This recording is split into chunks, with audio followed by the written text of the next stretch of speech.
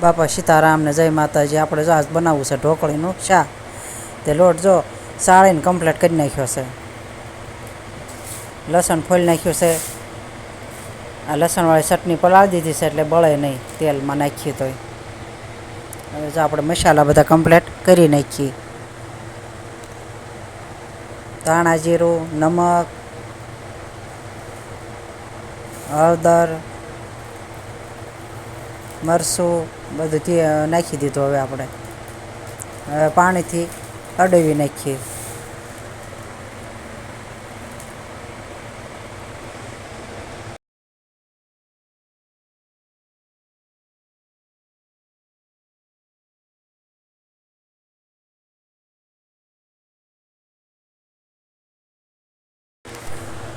લોટ હડવાઈ ગયો છે. હવે આપણે ઢોકળી બનાવવા મૂકી દઈએ.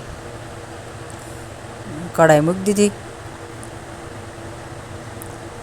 હવે જો આવી રીતના થાળીમાં નાખી દેવાનું રાબડું. ઘણા ખીસું કરી નહીં કરે, ખીસું કરી નહીં થાય, પણ આપણે તો આવી રીતે કરીએ છીએ.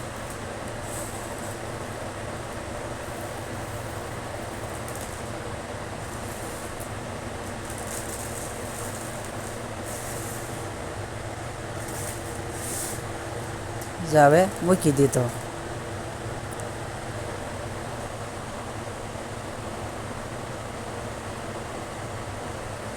હવે થાળી ઢાંકી દેવાની, માથે વજન મૂકી દેવાનો તો જલ્દી સડી જાય.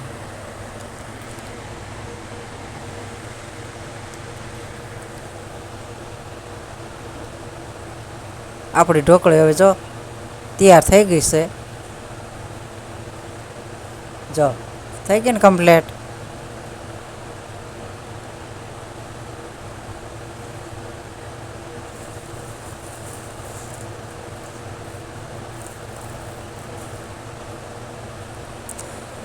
હવે આપણે વઘારી નાખીએ.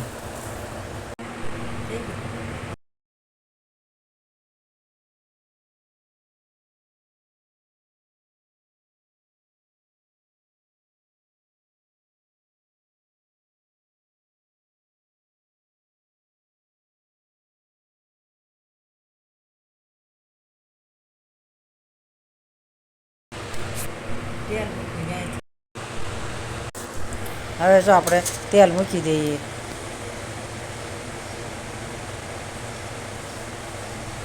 તેલ નાખી દીધું.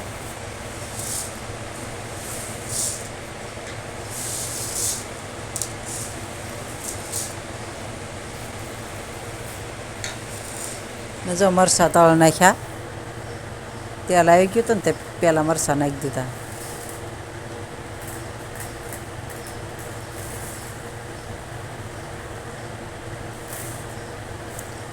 હવે આપણે લસણ નાખી દઈએ.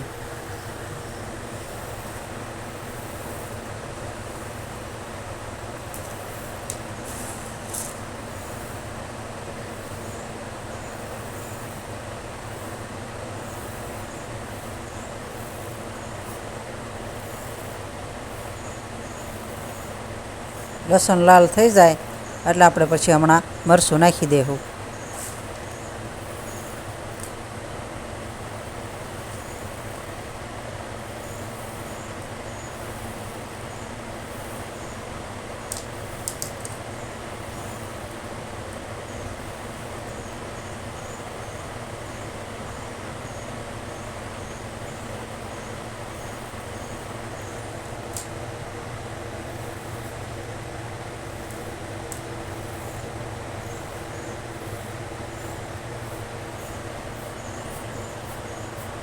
હિંગ નાખી દીધી. હવે મરચું નાખી દઈએ આપણે.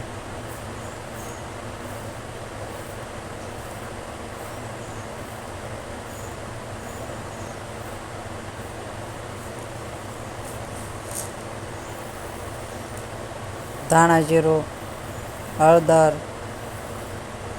નમક,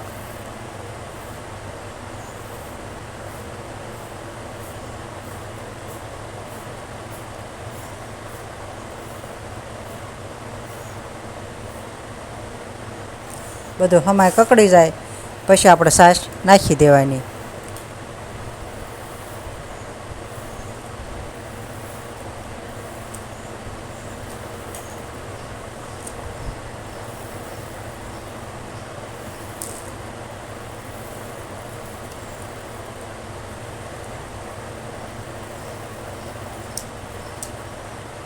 જો કકડી ગયું છે, હવે આપણે છાશ નાખી દઈએ. છાશ નાખ્યા પછી એક ધારો હલાવવાનું એટલે છાશ ફાટે નહીં.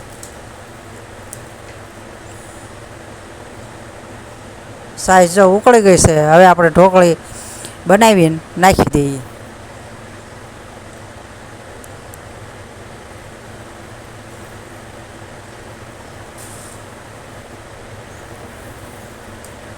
બાઈઓ તાર ગ્રેવી કરી નહીં કરે ઢોકળી, પણ આપણે તો કાંઈ ગ્રેવી કરી નથી કરતા. આપણે તો આવી સાદી રીતે કરીએ છીએ.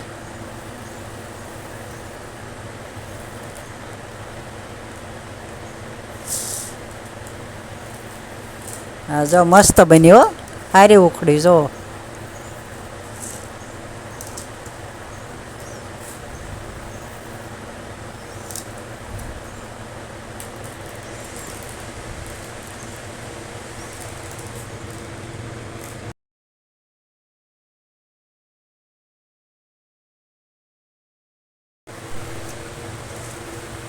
મસ્ત સૂટી સૂટી થઈ જુઓ.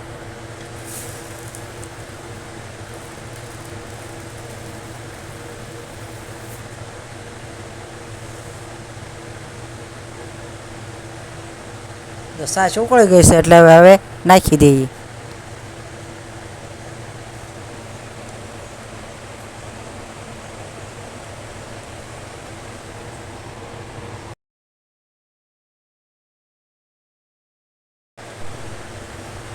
હવે જો આપણું શાક કમ્પ્લીટ થઈ ગયું. હવે થાળી કમ્પ્લીટ કરી નાખી. હવે આપણે જમી લઈએ.